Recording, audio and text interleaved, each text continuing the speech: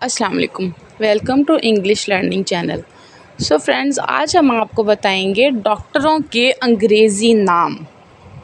डॉक्टरों के नाम: बच्चों का डॉक्टर, पीडियाट्रिशियन, पेशाब के अमराज का डॉक्टर, यूरोलॉजिस्ट, फेफड़ों का डॉक्टर, पल्मोनोलॉजिस्ट, माहिर अमराज जिल्द, डर्माटोलॉजिस्ट, आम अमराज का डॉक्टर, जनरल प्रैक्टिशनर्स, दिल का डॉक्टर, कार्डियोलॉजिस्ट, निज़ाम असाब का डॉक्टर, न्यूरोलॉजिस्ट, गुर्दों का डॉक्टर, नेफ्रोलॉजिस्ट, दांतों का डॉक्टर, डेंटिस्ट, कान नाक गले का डॉक्टर, ऑटोलॉजिस्ट या ईएनटी, कैंसर का डॉक्टर, ऑन्कोलॉजिस्ट।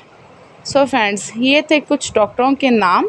डॉक्टर जिनको हम उर्दू में नाम तो बोल देते हैं, लेकिन हमें यही पता होता है कि अंग्रेज़ी में या इंग्लिश में उन डॉक्टरों को क्या कहते हैं।